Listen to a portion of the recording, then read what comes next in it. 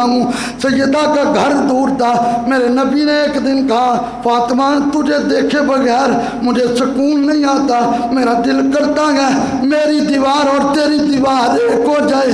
عرض کیا بابا وہ جو آپ کے مکان کے ساتھ ایک مکان ہے وہ حضرت حارثہ بن نعمان کا مکان ہے، وہ تو آپ کا نوکر ہے، آپ کے نوکر آپ پہ جانے دینے کو تیار ہے، بابا ان کو بلا کر تو کہیں۔ میرے نبی نے فرمایا فاطمہ جب میں مکہ چھوڑ کر آیا تھا میرے کسی صحابی کے پاس گھر نہیں تھا، میرے کسی دوست کے پاس مال نہیں تھا، میں نے مدینے والوں کو کہا خدمت کرو، اس میرے صحابی نے اپنے بہت سارے مکان مکے سے آنے والے میرے یاروں کو دیے تھے۔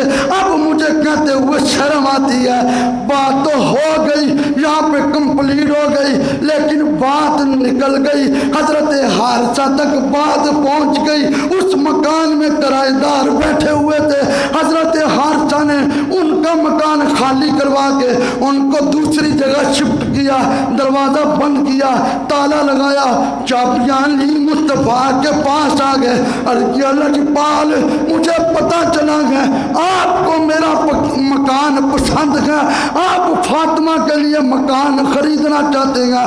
میرے مصطفیٰ نے فرمایا ہاں حارثہ میرے دل کی خواہش ہے میری اور میری بیٹی کی دیوار ایک ہو جائے، اور بیٹیاں بہت بڑی دولت ہوتی ہیں، میری اور میری بیٹی کی دیوار ایک ہو جائے۔ حضرت حارثہ نے کہا پھر آپ نے مجھے کہا کیوں نہیں؟ فرمایا میں نے تم سے اتنے مکان لیے ہیں، مجھے اب تو کہتے ہوئے شرم آتی ہے، آنکھوں میں آنسو آ گئے۔ عرض کیا لجپال میرا اپنا ہے کیا؟ سر کے بالوں سے لے کر پاؤں کے ناخنوں تک یہ جسم بھی تیرا ہے، میرے مکان بھی تیرے ہیں، میرا مال بھی تیرا ہے۔ آقا یہ میں چابیاں لے کر آیا ہوں، میں تیری بیٹی فاطمہ کے قدموں پہ قربان کر رہا ہوں۔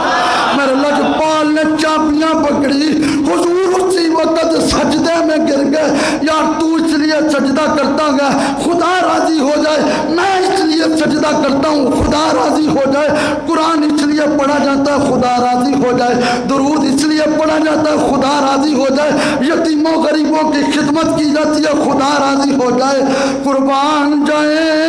میرے لجپال نے سجدہ کیا اور حضور نے کہا اللہ میں حارثہ سے راضی ہو گیا ہوں، تو بھی میرے حارثہ سے راضی ہو جا۔ سیدہ